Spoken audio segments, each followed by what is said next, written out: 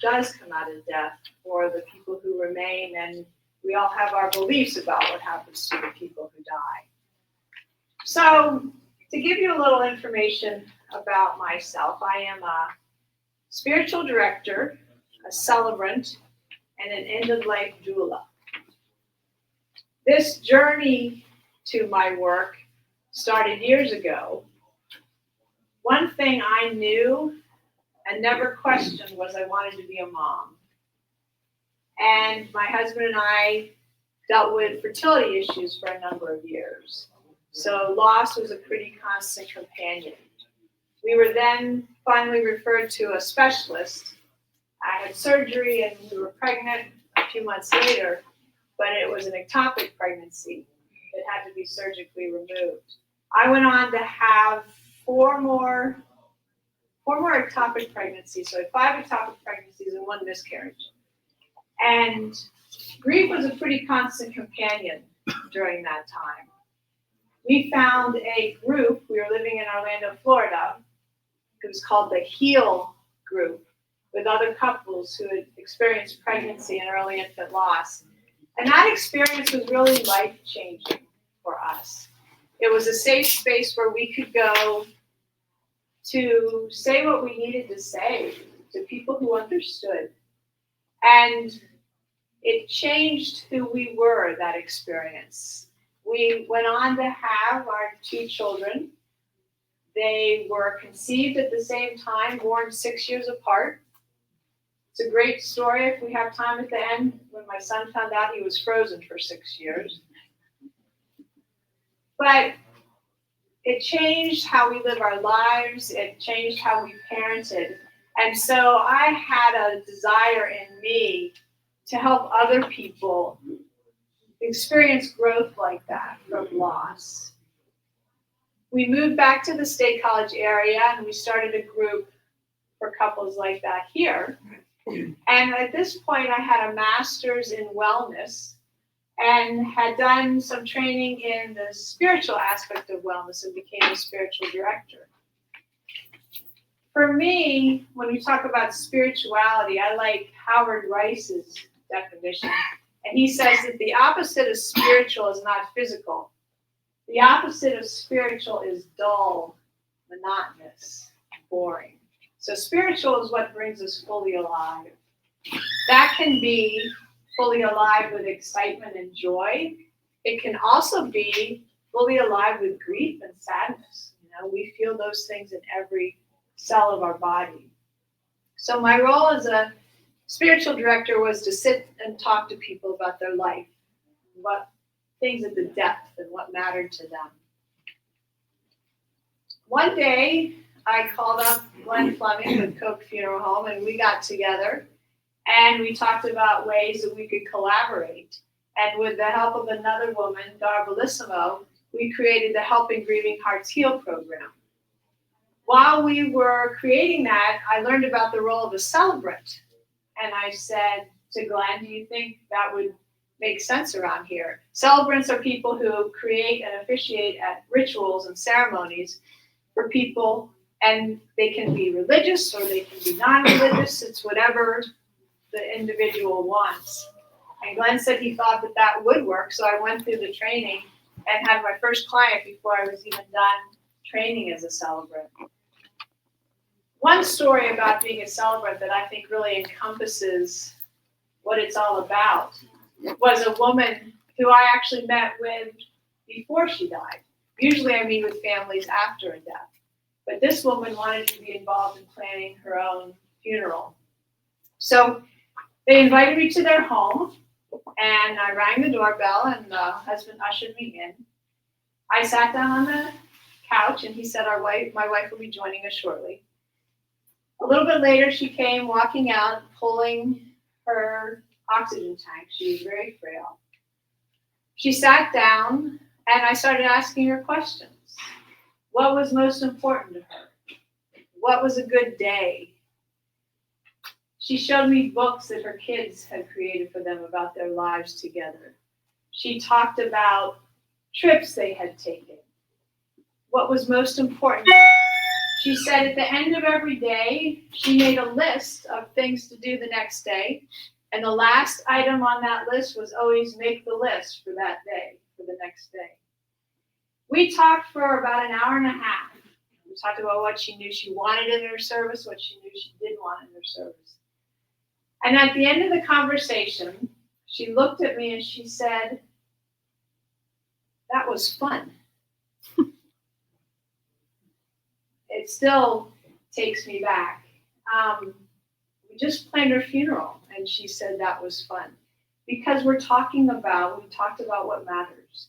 And that's what these conversations are about. They're scary to have, but they really are meaningful, and they can even be fun. So after I meet with the family, then I write the service word for word and use it to officiate at the service. And as part of the Helping Grieving Hearts Heal program, we started to offer outreach programs in the community, different kinds of ways to get together to share about grief and loss. We do a walk with grief, we do Monday's Moments, we do meditations where we knit and talk about our grief, a variety of different programs. One day, Coke got a phone call from a family for whom I had done a couple services. And they said that the matriarch of the family was dying, and she was in the hospital. Could I come and give her last rites? And I said, I don't do rites. I'm not last rites. I'm not clergy. And they said, well, can you come and just spend some time with us? So I did, and I brought some music, and I gathered with their family around her bed, and we shared stories and sang songs. And for me, that room was just filled with so much light. I left there and I thought, I have to do more of this. I also thought that I was meeting people after they lost their loved ones. And I really wanted to meet them before they lost their loved ones, and maybe even get to know their loved ones. And so that's when I went through the training to become an end-of-life doula. And as a doula, there are really three pieces to that work.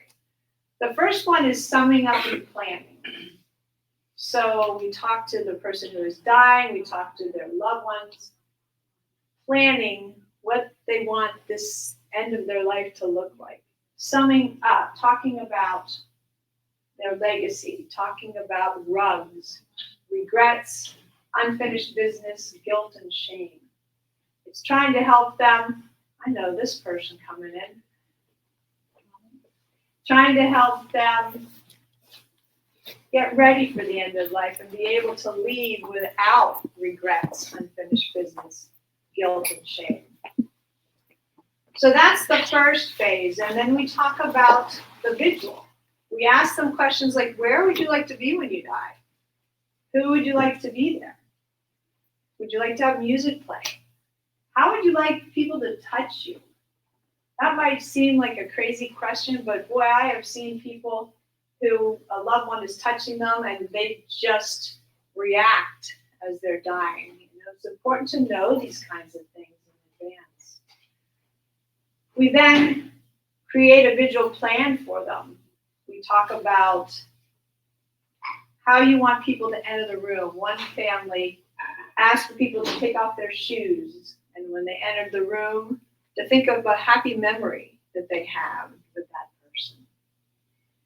One family I worked with during COVID, and we met mostly online. I created a visual plan. He wanted people to read, it was the patriarch who was dying in this family, and he wanted anyone who visited who had time to read him the letters that his grandsons had written. He wanted to be in their sunroom with spring flowers around. Their family hung pictures of people, of family members that he could look at. That family described the whole journey as deeply spiritual, almost magical. That is not to say that all deaths are like that. There's a range of deaths.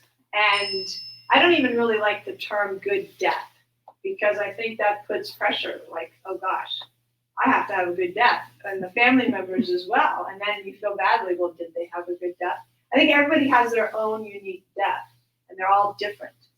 And it's also curious that people die as they live. And I've seen that time and again. You know, I know a gentleman who was so soft-spoken and just very caring of others and always helped out.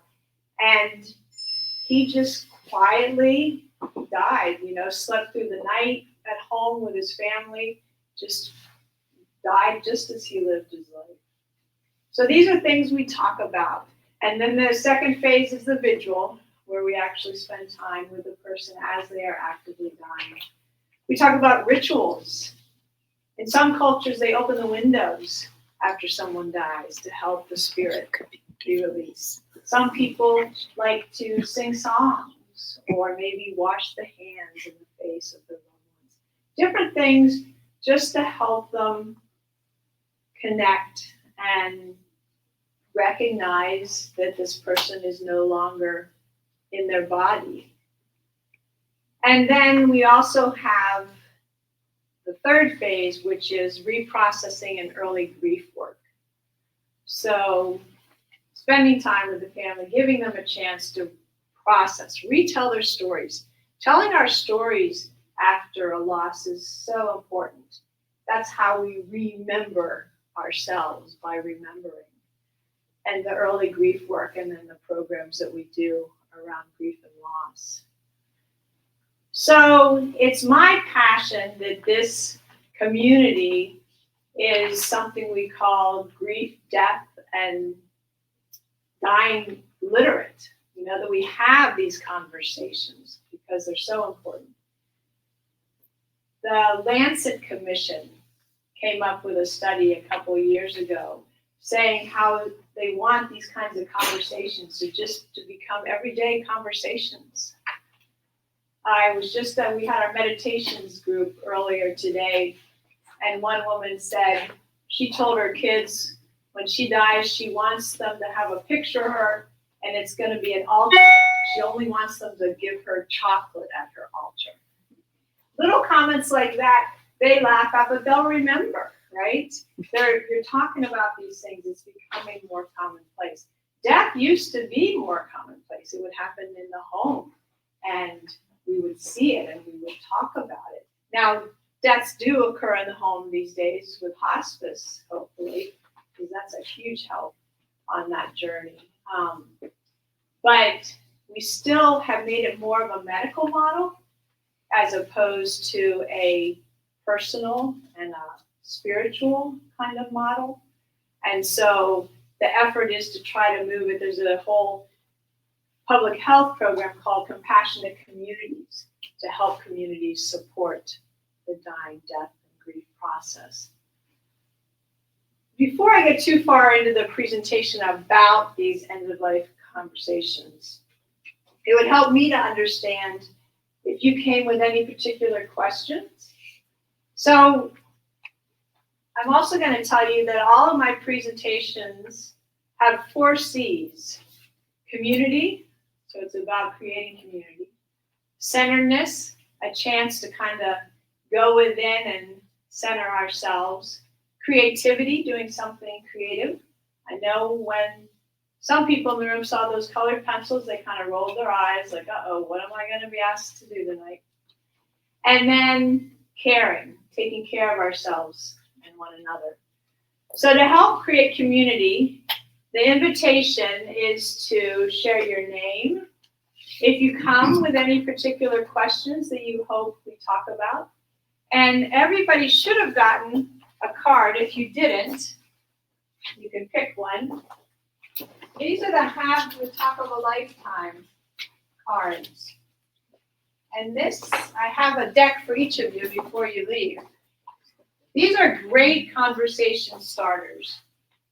52 cards with all kinds of questions that are more about memories. Some of them talk about end of life. How would you like to be remembered? What would you like your last words to be? But most of them are about memories and things. In my family, we pull these out every Thanksgiving. My kids always go, oh, not again. But we have a great great conversation around different things, and we learn about, my parents are usually with us at Thanksgiving, and we always learn something new, and they learn something that they didn't know about one another. So again, the invitation is to share your name. If you come with any questions, and then if you want to read your card, the card that I picked is, do you have a favorite book, poem, movie, or quote? What about it do you enjoy? And one of my favorite movies is It's a Wonderful Life. And that really speaks to the work that I do, right? Is that helping people to live their lives fully now and recognize the difference that they make. And that's the message to me of that movie.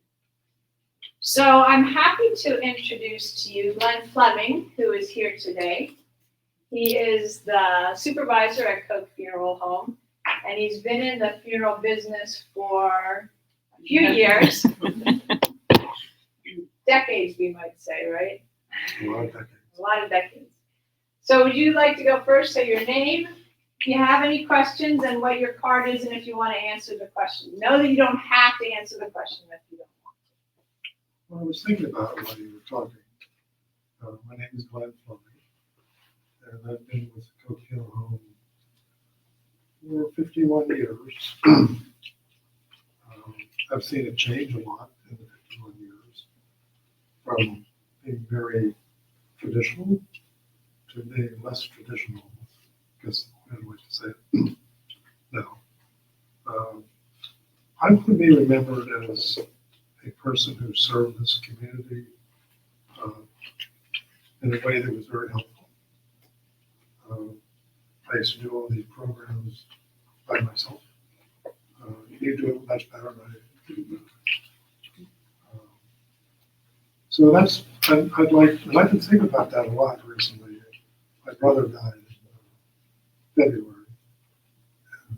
And, it brings you to the top of mind. You know what? They're going to die too. So my oldest brother died, and the next oldest brother died. At least we're dying in order. What else do you want to do? So that is your question. How do you want to be remembered? Is that the question? Yes. Okay. Thank you. Thank you. Next. Okay, my name is Don Bowman, and my question was, what personal events have most shaped your life? So I guess we're looking at milestones here. Let's see, probably getting married, graduating from college. Each job I've had shaped my life and my family, just having brothers and sisters. And I wanted to pass on, my wife just texted me. She couldn't be here tonight, but her question was, she said, take good notes about anticipatory grief. Ooh, okay. Thank you. I'll make a note about that. Thank you. My name is Matt Fenton. I'm actually, I learned something already. I'm a retired pharmacist. I worked down the hall for 25 years, so they moved to the other side of town. And I guess I dealt with a lot of the medical side of grief and death, and did hospice for my whole career, and never really thought about the emotional, spiritual side. My question is the most interesting. It's obviously getting married and having a family. Thank you. Oh, hi. I'm Sharon Nelson. I don't have any specific questions. Okay. Tell me about a time when you were proud of an accomplishment is my question. I guess what would come to mind is just the family that I've created. So I'm married, have a daughter, and she's in college now. So she's doing well, and I think that's great. Thank you. Hi, I'm Laura Zimmerman. I guess my question for this, one of my reasons for coming is I feel like my mom's got mild dementia, and so I feel like I missed the boat in helping plan her funeral and her preferences, and I'm kind of just processing that. Like, I think I waited too long, and I thought my brother knew because he did my father's funeral, and found out that is not the case. So my question is, what have you learned from your children or other young people in your life, family? I guess for my children, just, to follow their lead and how open they are. I know when my mother-in-law died recently, my nephew brought his guitar in and was, playing songs. Hospice was in at that point, and my daughter brought her violin in, and they have really good instincts, and they're very open and honest. And sometimes it's good to just take their lead. Yeah, thank you. My name is Pat Flanagan, and I have to say I'm already fascinated listening to you talk. I work with Holly. Oh, okay. So, my question is, what is your most cherished childhood memory? And I would have to say it's going to visit my grandmother's a few times that we did. Living hours apart, we didn't do it often, but she had Alzheimer's. And I remember always wishing I could have sat with her. Thank you. Thank you. My name is Jane Jamster Wilson, and I just like these groups sharing, and I have a human service background in many different fields, and I've actually died already twice in my 20s. And my question is, what was your favorite subject in school and why? Well, school was very terroristic for me, so that's a tough question. But I was very gifted in the math and science areas, and particularly science, and I'm really connected with nature. So I really always had a real affinity for the biological sciences and stuff like that. And it really has aided me through my life in having that connection and support with nature. It's almost like, especially since I passed over, I have an innate ability to just be in touch with everything living, which is really cool. Thank you. Thank you. Hi, my name's Kent Wilson. Like they said, I've been fascinated with Redwood columns and stuff. Yours were here, so it's neat to meet you in person. But as a death, it's an interesting, because a number of them, my dad died very early in my life. I didn't handle that well at all. I was only 23 years old. He died of a sudden heart attack, and I was mad for years. Thankfully, we got married not too many years after that, as Jane probably espoused her a little bit. She's taught me a lot to open up to death. I mean, Dad was my best buddy and everything like that. So I've opened a lot like that. My dad was just 60. Fast forward to my mother, just died about 3 years ago, 95.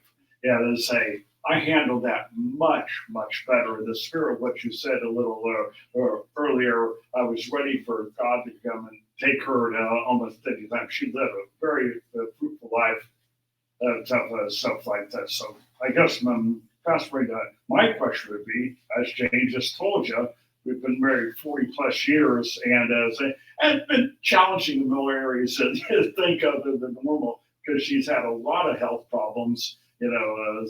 But my question is, how am I going to handle that, with my father's and my mother's death and stuff like that, I hope okay, This is the question. Oh. Thank you. Well, that's his question for tonight, and then,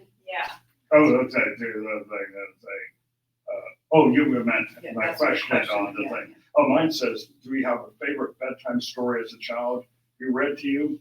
I would honestly have to say, I don't remember if I had a bedtime, and I have no idea okay. if anybody There you go. read to me as a child.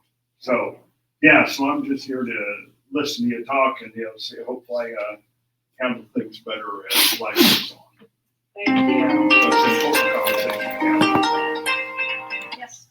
Ray Forziak, and my question that I have on my card is, if you could choose your last words, what would they be? And really, I guess I take a look at it from the standpoint of a little bit about from where my father came from, but hopefully I was a positive influence on others as well as my family in their development, and also, was I a good provider? Hopefully I was a good provider for them. so that they could have a better life and better system than what I had. Thank you. Hi, my name is Laura Ulrich.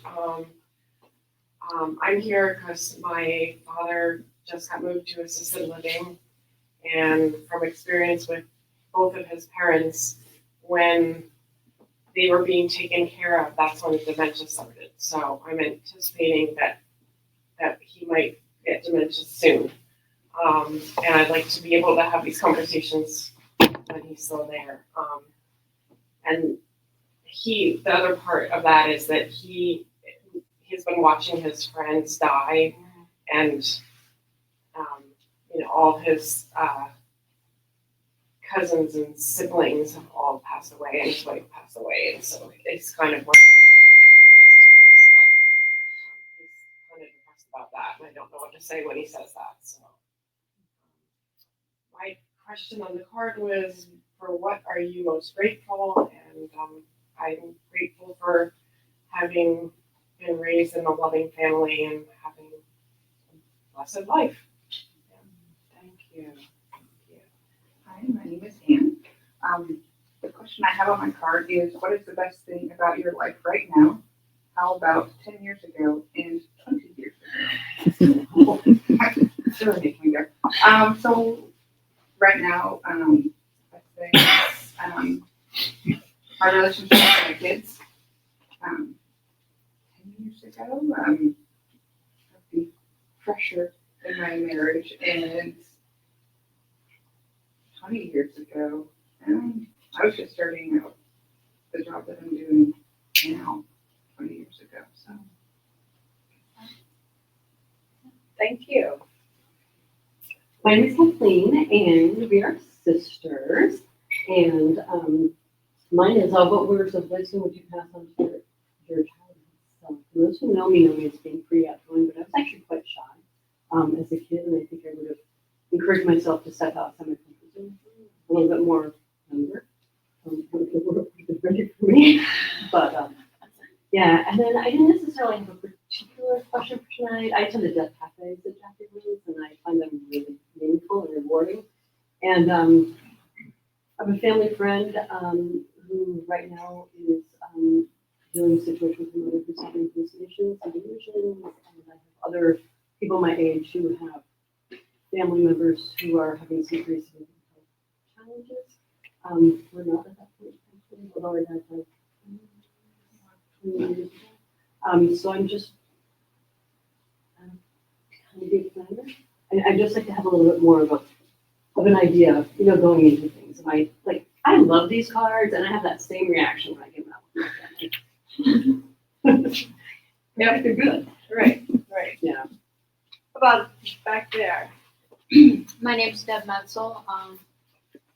I've been on both sides of having a conversation. Within 10 months, I lost my husband, followed by my mother. And fortunately, my husband and I had conversations about his wishes.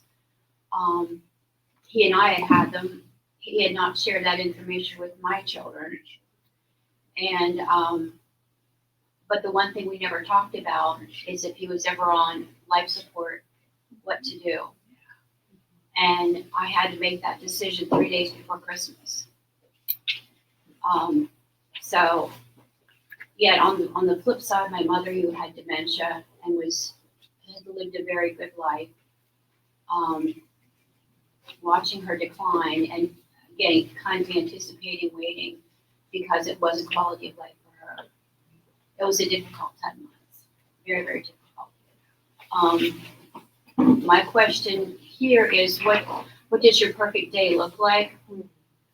Spending with family, not necessarily a holiday, but spending it with my son and daughter-in-law and my daughter and my grandsons and their assorted siblings and kids. I mean, it gets a little chaotic, but I mean, whether it's just, taking somebody to Boy Scouts or whatever, it doesn't matter. It's spending that quality time with, your loved ones and having these conversations. Thank you. I'm Pat Watson. My card is there a particular event that drew your family closer together? And it really was cumulative, our vacations. Because you saw, I have 2 daughters, and you saw those daughters grow. And in between times, you assume things in a lot of the discussions that you had around the table, because we always met for supper if we could, but to go on a vacation and talk more openly and more freely and watch them grow into who the ladies they are now was just wonderful, and it continued to bring us closer together. I'm here because my husband has dementia. We talked, I've missed pretty much my window of opportunity to talk. And we had conversations, but he's rather cut and dried and says, when I'm gone, don't worry about it, just forget it. So I'm trying to put together pieces of how he lived to determine how we manage when he's gone. Thank you. Thank you. Holly? Hi, my name's Holly Ray, and my background is a hospice nurse, and I started a practice where we do patient advocacy and navigation, helping people navigate the system pre-death and things within the hospital system. And Jackie and I have worked together too, and we do work together. So what my question is, what's your favorite vacation? So that's like kind of a twofold. And what's your favorite memories? One was taking an exclusive trip to Jamaica with my kiddos and the family, and the memories of just being grounded at, with the ocean and just being still with nature. But one of our favorite trips was in our backyard, a vacation just in our backyard when they were younger, just being still with the environment that we had, building campfires and, checking out technology, no TVs, no cell phones, and connecting with the kiddos whenever they were smaller. Thank you. Jill? Well, you've already sort of heard from me. I'm Jill Lilly, and I grew up here in State College, and think it's a great place to live, actually. It's kind of funny that I went to Coral Street School.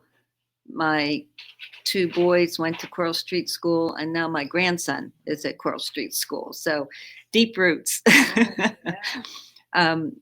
We've been very lucky in the fact that our youngest son has achondroplasia, which is the most common form of dwarfism. And it really has added a richness to our lives. If you could travel back in time, to what era would you go and why? That's a good question. I really enjoyed the 60s, not in an illegal manner at all. But I think I'd probably choose the 50s, because to me that was kind of the ideal time. Leave It to Beaver, kids in the neighborhood would gather together. They didn't have to have a formalized set for playing baseball or kickball or whatever. It just was an easier time, I think. And so that's it. Thank you. Mm-hmm. Thank you all. Yes. I'd like to say a couple of things. Number one, I agree with you that 50. The other thing I want to say is Jackie is one of the best things that ever happened to me. As part of the work is concerned, she represents the home so very well. I'm proud of her, and I'm proud of our program. And the other thing, if you haven't read her articles in the Saturday Times or the Gazette, you should. They're very thought-provoking. So kudos to Jackie. Well, thank you. Thank you, Bob. I'm grateful for my work with you. And grateful for those honest and authentic introductions. I don't know if you feel, but I already feel like we're building community here, right? Just by answering a simple card. So that's sort of the concept behind all of this. We're going to have some head knowledge now. And there's an expression that head knowledge needs the heart. So I'm going to lead us in a short guided meditation to help get us into our hearts and into our bodies. We spend so much time in our heads, and I think if we move from our hearts, our heads to different parts of our bodies, that can help clear us and open us up to some of these concepts, because these are somewhat difficult to talk about. So I invite you to get comfortable in your chairs and put both feet on the floor and sit up as straight as you're able and close your eyes or cast your gaze downward and take a couple of deep breaths.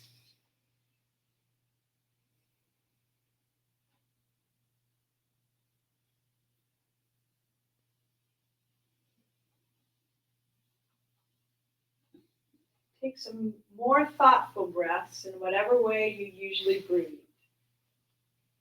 The difference now is that you're mindful of your breathing. If your mind wanders, don't worry or criticize yourself. Just come back to your breathing.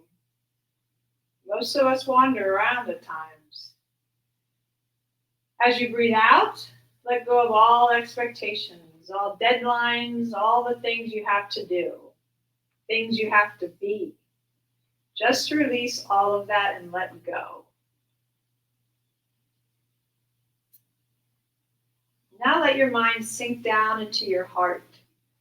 Sense your awareness is in your heart. You may want to put your hand or hands on your heart space. And if you need a little more help, think of someone you love, are grateful for, or find important in your life. Feel the love flowing from your heart to them. And release them to focus on the love radiating from your heart. Let that feeling intensify by sinking down into it. Now let your awareness drop down to your feet. You can wiggle your toes or shift your feet around to help with your sense of grounding. You may want to see roots coming out of your feet, reaching down into the earth. You can reach all the way down to the center of the earth.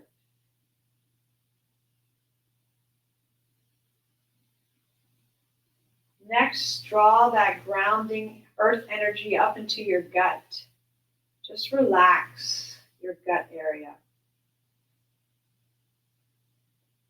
Begin consciously breathing from your abdomen.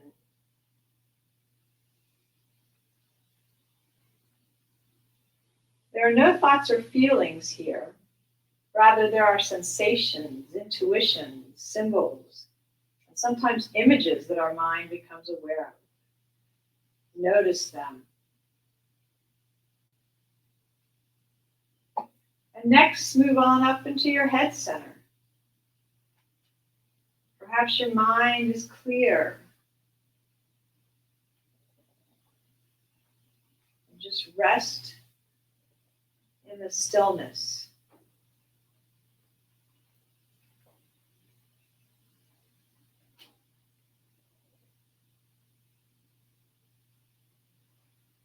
When you're ready, you can say some silent words of gratitude if you like for this time to be with yourself in this way.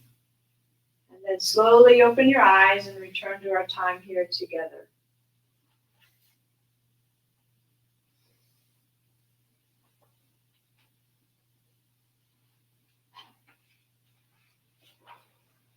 Usually lose at least one person to sleep during that, so I'm pretty impressed.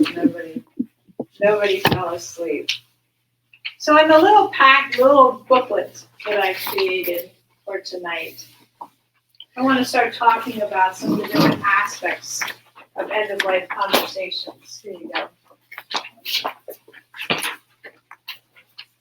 Studies have shown that 90% of people want to have these conversations. 27% have had them.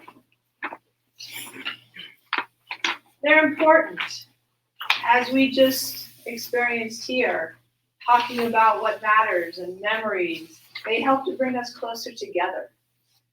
The Surgeon General has said that we are in a pandemic of loneliness and isolation. And building community takes being vulnerable with one another. And that's what end-of-life conversations are about. We become very vulnerable. So they bring us closer together. They give us peace of mind. When some of you shared different death experiences, when we know what our loved one wants and we can give that to them as best we can, that gives us peace of mind, right? And if we're the person who is dying, knowing that our loved ones are going to do what they can for us helps to give them peace of mind. When it comes to, for example, planning funerals for people who have had that conversation or maybe done some pre-planning, that can be a huge gift to those left behind. Although I think Glenn will tell you that he tells people not to get down to the nitty-gritty because it really is for those who remain a lot of the purpose of a funeral. So you want to give them some space to do what they want, but it's helpful to have some of the pieces, what kind of disposition. They affect our dying, death, and bereavement experiences. I was in a meeting with some researchers from Duke last week, and they shared that without end-of-life conversations, people have more aggressive care at the end of life. So if you want to have less aggressive care, these kinds of conversations. And aggressive care can be pretty traumatic for the family members and the loved ones who are watching. It can affect our bereavement. If we had the opportunity to say the things we wanted to say and know what our loved ones wanted, that can really help the grieving journey. Yes? What do you mean by aggressive care? More medical intervention, more treatments and procedures, higher costs. I forget the statistics, but I've heard at one point 90%, maybe of medical costs are incurred in the last year of life or something. I mean, it's huge, right? The amount of care that's happened. They help us live more fully now. In some monastic traditions, they hold death before them every day, and that helps you to live your life. And we're not doing it in a morbid kind of way, but in a seize the day, when we recognize that life is finite. It helps us to live more fully now. That's on Saturday, I was with some friends whose father just died last week, and he's been afraid to fly, this friend. And he said, you know what? I'm going to take a trip now. I'm going to fly somewhere because I recognize that life ends. There's a wisdom tale from Madagascar where the creator came to the first man and woman and said, you have a choice. You can die like a banana tree, or you can die like the moon. And they asked, what's the difference? And the creator said, if you die like the moon, you wax and wane, but you keep going, you never end. If you live and die like a banana tree, you grow, you have offspring, and then you wither away and you die.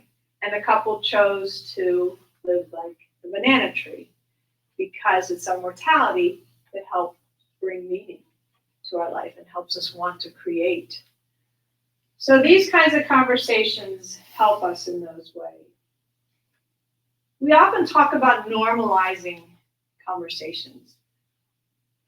I looked up the word normalizing, and maybe some of you know this, but normalizing is a process that is used with metals that have gotten too hard and on the inside.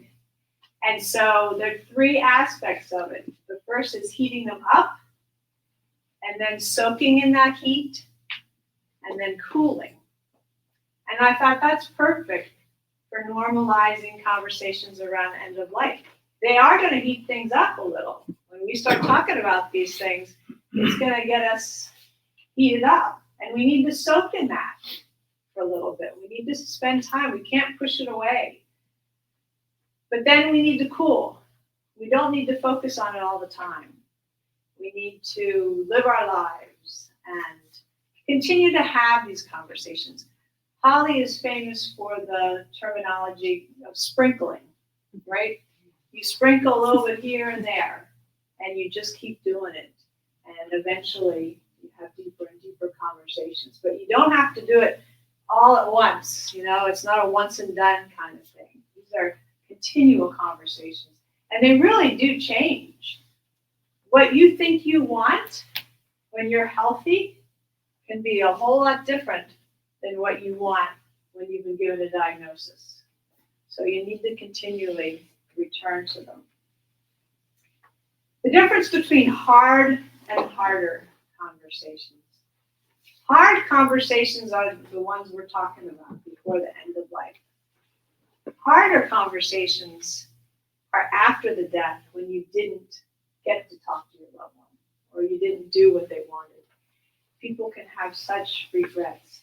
I know a woman whose husband died in this past year, and she said, I never said goodbye. And she has such regret about that. I will say, however, I don't believe it's ever too late to have those kinds of conversations. So, whether you're having them over your loved one who's no longer in their body, or whether you're writing a letter to them after they've died, or having a conversation in your head with them. Sometimes we invite people to write a letter to their loved one. Sometimes we invite them to write a letter that they think their loved one would write back to them. So I don't think it's ever too late to kind of work through some of these things. But if you can do it while they're living, it can be easier.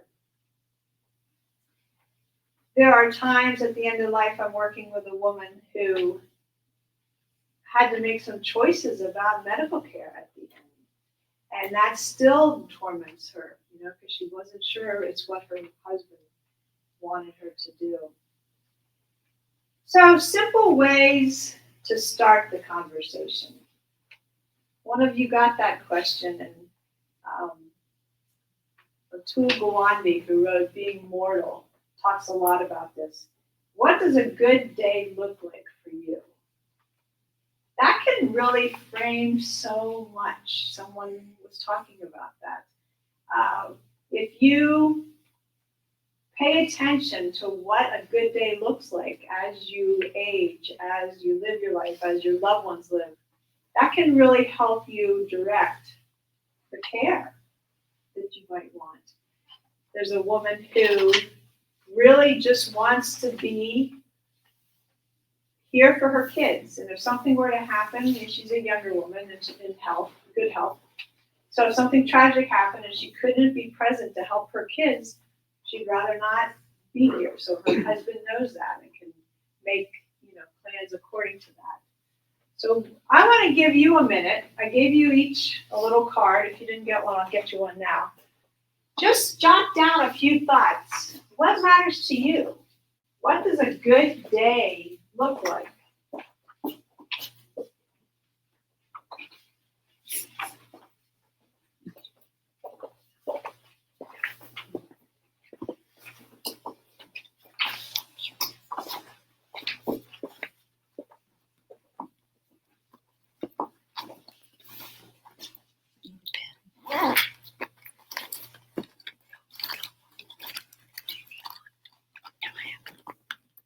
I got it. She says, I got it. I don't got it. Thank you. What's a good day look like?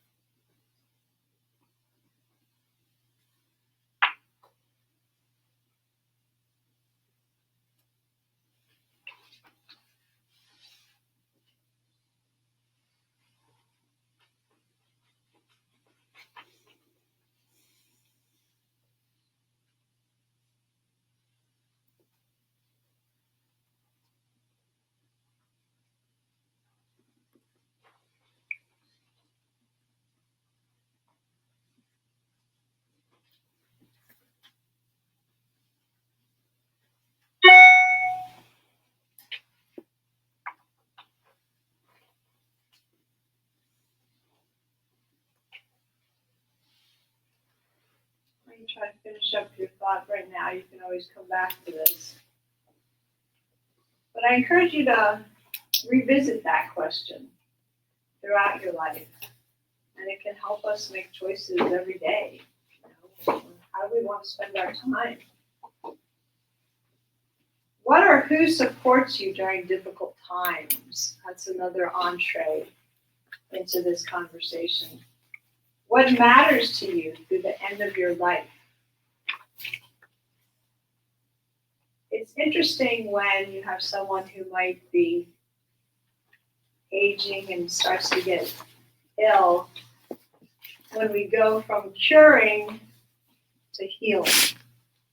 So curing is what the medical models can offer. And when you present at a hospital, that's their job, right? Is to find something and to help cure it for you. But then you reach the point where there's no more curing to be done. But healing can happen. It's having these conversations and talking about it that can help. It's sometimes hard for the medical professionals, right, to make that shift because they want to keep you alive. In the medical model, death can feel like failure, but it's not. My 93-and-a-half-year-old dad fell on January 27th of this year and broke a couple ribs and had internal bleeding. So he was transported to a trauma center. I drove behind at 2:30 a.m. in the rain in my car. They said he was better. He was in good shape. They released him. They said we could drive him home. We drove him back. He was here one night, and then his lung collapsed. And so they life-flighted him back, and he was there 2 weeks. They were still curing him. You know, I keep notes for my parents of all their medical appointments so I can keep track of things. And I kept notes during the first trip to the trauma center. The second trip I didn't. There was just something inside me that I just didn't take notes anymore. Released him again, came back here. I got COVID, so I couldn't go be with him. His oxygen tanked. He called me. We're sending him to the hospital. Okay, he goes to the hospital. We're life-flighting him back to the trauma center. Okay. When I could go visit him, they came in and they said, there's nothing more we can do. This isn't his trauma. This is his body declining. So you go from, even though you have an idea, in the matter of a minute, you're doing a quick pivot from curing to healing. And I shared this story at my dad's funeral. That he was a fighter pilot. He would fly, this was before they could break the speed of sound easily. He would fly his jet to 40,000 feet, turn nose down straight towards the earth, fly at full throttle till he broke the sound barrier. You know, so he was a risk taker. We had lots of conversations about end of life. But when it shifted from curing to healing, everything changed. I thought, being a risk taker, he would accept dying, you know, and that's what I was expecting, but it was just the opposite. He was a risk taker, he was a fighter, he was gonna fight it until the very end. So even if you have these conversations, they can change, so you have to have them again. Going from curing to healing makes a big, big difference. You can see some other questions on there. I need your help with something. Can you and I have a conversation? Sometimes it's important to bring up a current event or someone's situation. You know, when I think about what happened to so-and-so, it made me realize that. How do you want to be remembered? And then a real interesting way, I think, is to ask yes and no questions. So You know, I'm thinking if something were to happen to you, you would want them to do everything possible. Is that right? Yes. You know, if they have a hard time talking about it, you can present the ideas. This is what I think you want, and they can reply yes or no. Somehow that takes some of the pressure off, and that can help in having these conversations. What we really want to talk about is how do I want to live my life to the end, not about how do I want to die. You know, how do I want to live until the end? So these kinds of conversations can be around values and life lessons, which I think that's what we talk about when we talk about what makes a good day. And then instructions and wishes to be fulfilled. So that can be about healthcare, about funerals, about type of disposition, all of those kinds of things. And then we have possessions of emotional value and financial assets and real estate. And my conversations aren't about those kinds of things, but those are end-of-life conversations as well. So, how many of you like roller coasters? Okay. You love them, okay. Has anyone ridden on Guardians of the Galaxy at Epcot? No, it's a fairly new. The rock and roller coaster. That one I've done, yes. So my husband and daughter had been on Guardians of the Galaxy, and my husband would, anyone who would listen, he would give a 20-minute explanation of that roller coaster because he just thought it was the coolest thing ever. Because you start in the front seat, next thing you know, you're in the third seat, and then you're in the back, and then you're going this way and facing that way, and then, I mean, it just takes you everywhere. So we were in Florida before my dad fell in January, and we decided the four of us would go on the roller coaster. That roller coaster stopped at the end, and I just wanted to cry. My head was so discombobulated. I actually got a concussion from the roller coaster. And we were walking, and they were talking about looking at planet Earth. And I said, where was planet Earth? And they said, did you have your eyes closed? And I said, no. But what we figured out was the track was going this way, but sometimes we would be this way, and they wanted us looking here. Well, I wasn't looking where they wanted. I was following the track. I wanted to see the future. I wanted to be ready for it. And so our daughter said to me, no, Mom, when you're riding a roller coaster, you have to go where they want you to go. And our son said, Mom, it's just like life. Sometimes you just have to go with the flow. So I bring this up because it really pertains to these kinds of conversations and being present to death. If we aren't present to what's before us, we can give ourselves a concussion. You know, that's when we get the trauma and all the issues. We need to pay attention to what's before us. So I took a roller coaster ride and I broke it down into 4 pieces that I think pertain to these kinds of conversations. The first one is lower the safety bar. That's having the conversation. That's the minimal we have to do. No one would get on a roller coaster without lowering the safety bar, right? It's like we won't get in our cars without putting on our seatbelts. Those are the conversations. And the first person you have to have the conversation with is yourself. We really can't go with others any further than we've gone with ourselves. Kathleen mentioned the Death Cafe. You're welcome to attend that. That's held online once a month on the third Mondays. I have a handout there with all our different programs. People arrive to that for an hour, and we just talk about whatever people want to talk about regarding death. It's just an opportunity to hear other thoughts, share our thoughts, make it feel more comfortable. Being around death can be helpful. They've done studies where funeral directors, the more deaths funeral directors have been around, the more comfortable they are in their work. For doctors, the more deaths they've been around, the more comfortable. So if you have the opportunity, to volunteer with a hospice or be with loved ones. It really makes a difference being exposed to death.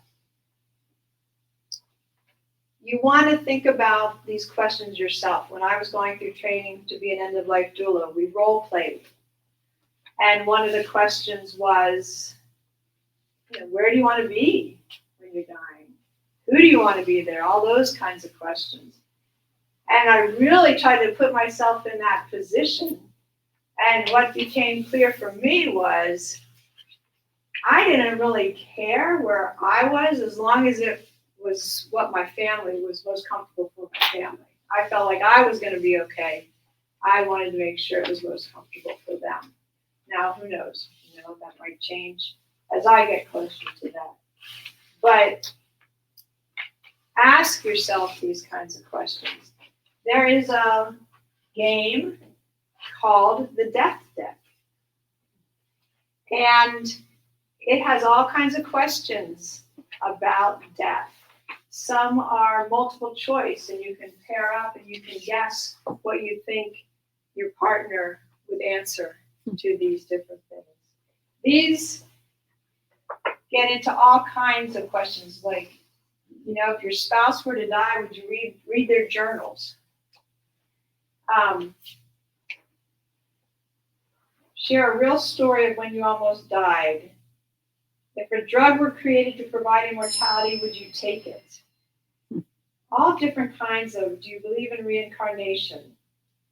After I kicked the bucket and announced my death on social media pretty quickly, I'd like everyone to know as soon as possible, never, please don't tweet my demise, and whenever, I really don't care, I'm dead.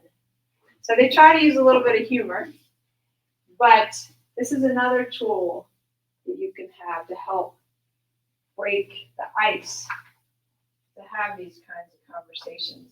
And again, get yourself thinking, because the more comfortable you are with it, the easier these conversations are going to be. So then it's about being present to what's before you, not trying to look ahead. We're moving along, we're going forward, we're going ahead, but not looking too far ahead, right? Just looking at what's before you. They say the most important person is the one who is right before you. Being present to them and what they're noticing. If it feels like the conversation has gone on long enough for them and you need to take a break, stop. It's not something you have to get done all at one time. It's important to really listen to the other. You might go into it thinking you know the answers, but you might be surprised when it comes to these kinds of choices and decisions, what people will say. So really listen and be open. Stop when the ride stops. So when the person you're with has had enough of the conversation, you can stop for now. And when it comes to an actual death, it's important for us to stop when a death occurs, when a life stops. I'm taking a course on keening right now. Keening comes from the Celtic tradition, and it is about singing and wailing around death and loss. Many indigenous cultures have different things like that to help move their grief. We talk about moving our grief from the inside to the outside, and singing and wailing can help do that. And in the Irish tradition, they used to stop their clocks when a death occurred. And they wouldn't start them again until burial. I think it's helpful to think about those things. In our culture, you get 3 days off with a death, right, of a close member. If you're lucky. Yeah. So stop and take care of yourselves and honor the person. And then it's about walking away together. Keep having the conversations.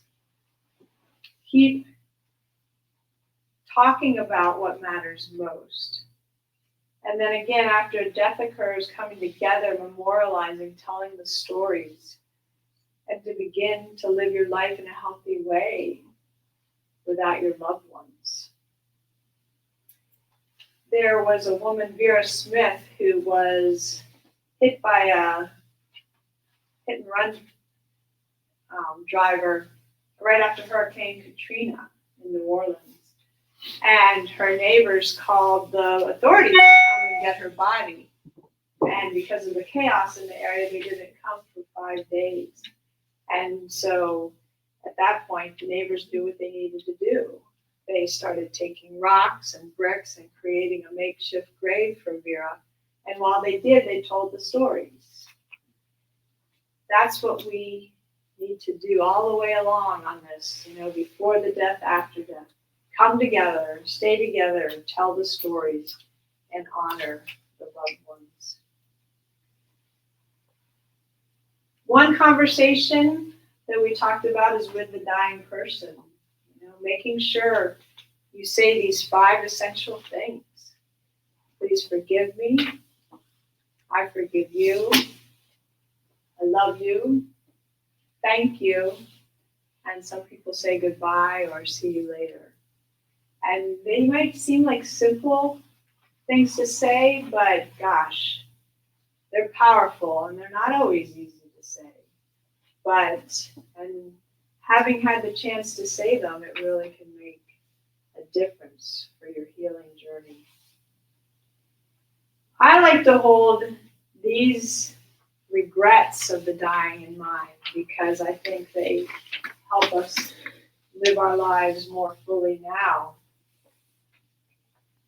Number 1, that she found, this nurse who came up with this list, everyone talked about.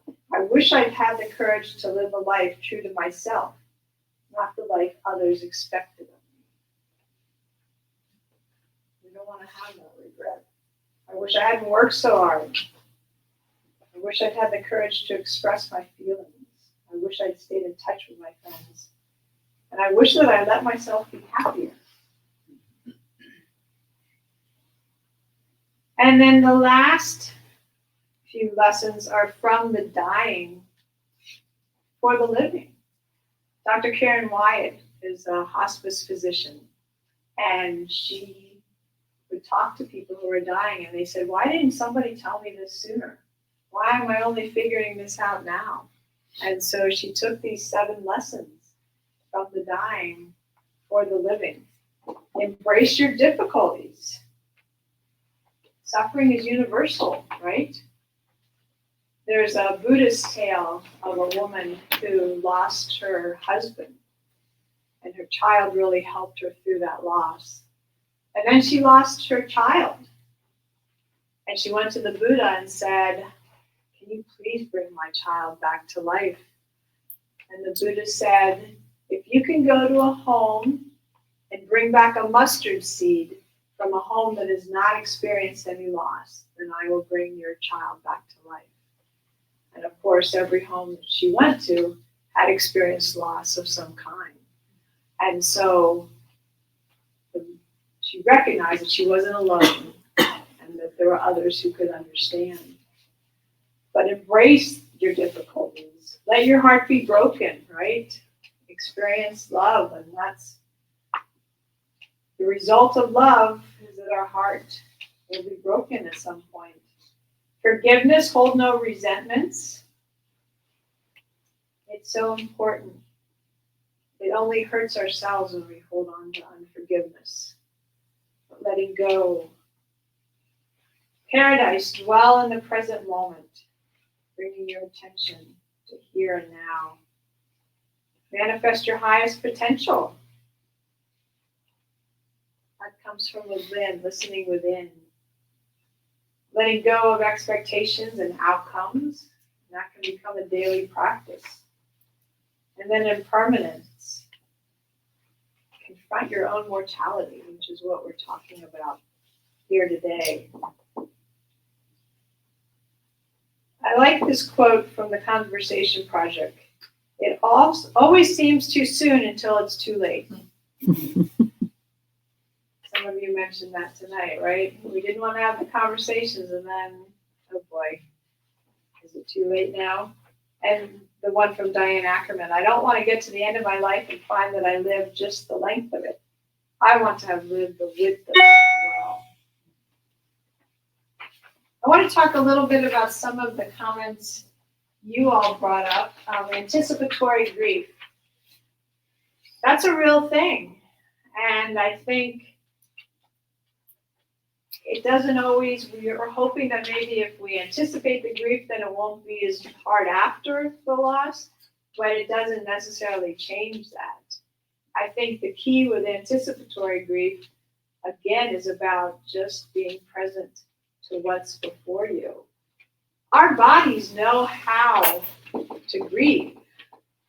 We've been doing it for, thousands of years. I had the incredible privilege to spend some time in Scotland last month, and we were at cairns and sacred circles, and 5,000 years old, people have been doing what we're doing, right? Honoring the dead, and taking care of the dead, and having community gathered together and rituals. So our bodies know how to do it. It's like a cut. We heal from the inside out. We need to take care of ourselves. We need to find ways to move our grief. We need to allow ourselves to feel what it is we're feeling. There was a woman who came to one of our groups who lost her husband. He'd been in the hospital, something that had happened before. She went home that night, got a call in the middle of the night that he had died. And she came to the group, and we have a video, a documentary we share called Journeys or Voices of Grief, Honoring the Sacred Journey. And it talks about journeying through grief. And at the end of it, she said, I get it. I just have to do this. And we do. We just have to do it. Robert Frost wrote, the best way out is always through. And that's what is true of grief. This same woman built a community in the grief groups. People get very close. She was later diagnosed with cancer, and members of this group were the ones who drove her to her cancer treatment. And then when she died, people from the group were very close to her and helped on that journey as well. So allowing ourselves to feel what we feel, coming together, talking about our anticipatory grief. It's like I said, we wish that it would make it easier when it happens, but it doesn't always, I think that's about the roller coaster ride too, just being present. This is what I have right now. I know when people call the funeral home, when a loved one is dying, the advice they often get is, you can deal with these details later. Spend time with your loved one now.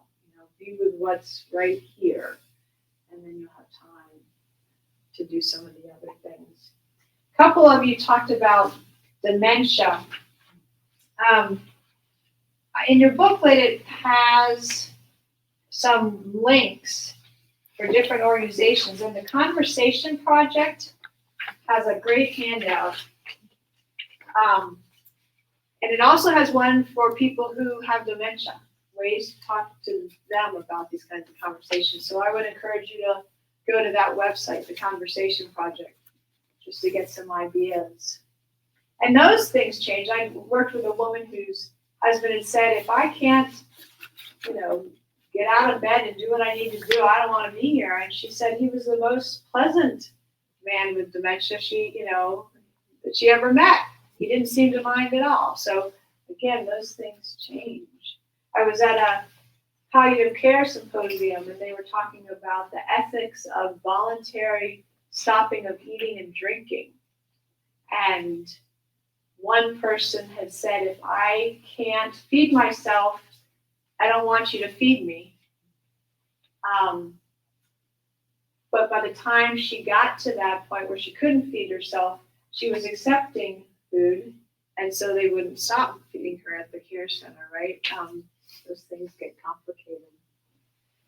So I had given you colored pencils, and if you want to write down anything or draw anything that you're taking with you tonight, or anything about, that comes to mind for you about the end of your life that matters, you're welcome to do that. I also want to open it up to any questions. My other notes are questions. Death of someone close. It's hard, right? The death of someone close is really hard. And it's one step at a time, one moment at a time. I think it can feel like a muscle, and so practicing releasing every day can help us as we have bigger deaths to deal with. Some people say that letting go of each day is a small death, right? And the more we recognize the small ones and allow ourselves to feel them, the easier the bigger ones are. But we don't know what it's going to feel like until we're really in it. And so making sure you do what you can, and seizing the moments while you have them, I think can really help. And what to say to someone when they're, friends, people around them and everything are dying. We want to fix it and make it better, but really just listening and being present.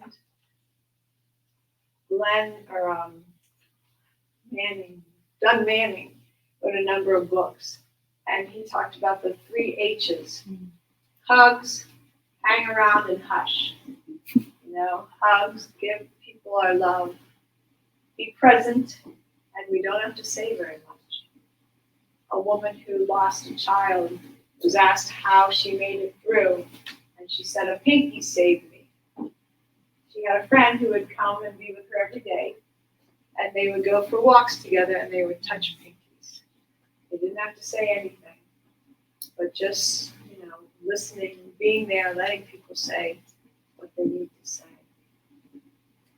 Are there other questions or thoughts that come to mind? Yes. I don't so much have a question. I'd like to, in the midst of your presentation, not only a nice presentation, but as information, but you relate so many stories. I told you earlier that I didn't have, now I was much younger, and my dad died when I was really young.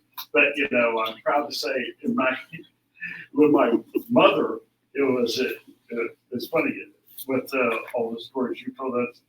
Okay, she died during COVID in April of 2021.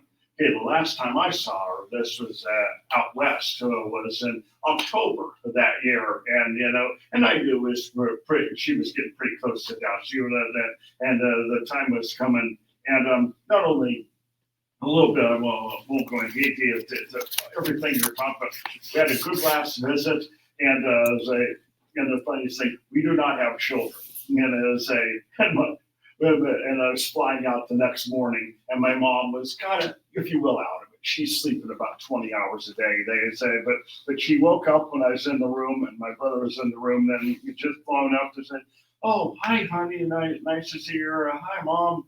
And I was like, "Well, hey, I just wanted to let you know I'm flying out tomorrow, so I'll see you again soon," knowing I probably wouldn't see her. And she said, she's got this big bright smile. She says, "Yeah," she said, "that's so good." She said, "Well, have a good flight. We'll see you tomorrow." And she says, "Tell all your kids I love them." And I thought, "I will, Mom." Yeah, I say she was thinking of my brother. My brother has 3 kids, my sister, and I said, it was tempting to say, "Well, Mom, thanks, but we don't have any children." Right. But it was so cute. She just bright smile, just tell all your kids I love them all. I said, "I will, Mom," saying, "I'll see you tomorrow." Well, I flew out the next day, and about 3 months later, she died. Like I said, right in the middle of COVID, and that was I was one of the last ones to actually see her, because they were closing all nursing homes and all that stuff like that point. So my brothers and sisters who lived out there actually didn't get to see her until maybe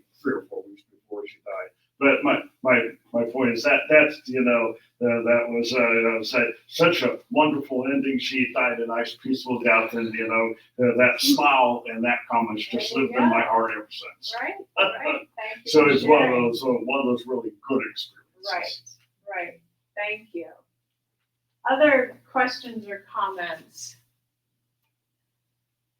That made me think of the story of a woman who was singing for her mom, and she was non-communicative for years. And she said, I sang this at my aunt's wedding. I'm going to sing it, or at a funeral. I'm going to sing this at your funeral too, Mom. And the mom opened her eyes and she said, "I'm not dead yet." So there can be funny moments, right? Laughter and humor. Tears and laughter are two sides of the same coin. I want to thank you all for your kind attention. And I have a gift for each of you. You have a deck of cards, the How to Talk of a Lifetime cards. I also have, if you've lost a family member, a little leaf you can wear that represents the leaf that's fallen from your family tree. You can take one of those. I say that I like to people to leave with hope. So there's a stone that literally says hope on it that you can take with you. Or you can take a little heart. Talk about the courage that it takes to have these kinds of conversations. So those are our gifts to you. I also have a couple handouts over here. And if you would give us the gift of just sharing a word or a couple words that you're leaving with today. I think my word is community. Why don't we go around the room the other way? Oh, peace. Peace. Thank you. And you can use the same word. Don't feel like you have to be original. Holly? I always like coming to these events, being on the other side, just getting like refilled, because I give out, but you filled my cup. So thank you, Jackie. Thank you. Thank you. Peace. Comfort. Optimism. Understanding. Be present. Family, comfort. I would say be happy and share a smile. There you go. Love. I would say be present as well. It's like follow the lead. Awareness. I'm going to take 3 words. Mixing laughter. Mixing laughter with grief. Is that what you said? I'm thinking of Jim Valvano's SB speech 30 years ago. Yeah. He did that. I was trying to think of the 3 things he said that you should do every day. So laugh, think, and cry. Yeah. Yeah. I'm trying to. Something like that. He gave that speech and he died like a month later. Yeah, I remember that. But he mixed laughter with grief, his own grief. Right. He made fun of the guy in the back holding up the timing card. Yeah. Jim Jimmy Valvano, he's a Val. basketball coach. He Yeah. was 49 when he died of cancer. But there he is on the national stage giving a speech, dying, and he's mixing humor. Yeah. Yeah, it was. I'm sure you could Google it. It's pretty powerful. It's Jim Valvano's SB's. Yeah. SB's speech. Yeah. Gratitude. So thank you all. Thank you. Your gifts and other handouts if you want. You want these cards? Oh, I'll take them back. Yes, you go on. I'll get your. Thank you very much. Yes, thank you. Thank you, Jackie. It was awesome, really. For those of you who came in maybe a little bit later, if you wouldn't mind signing in over there, and we'll get you on our mailing list. You don't share that with anybody else, but at least you'll find out what the upcoming programs are going to be. So hope to see you at some other ones. If you do. And recording? Is it still? It was still on. Is it on? And let me click it again. No, I think you're good. Yeah. What does this say over here? Recording? Does that mean, is it still counting? 1.25? Well, let's hit that again. My sister one time.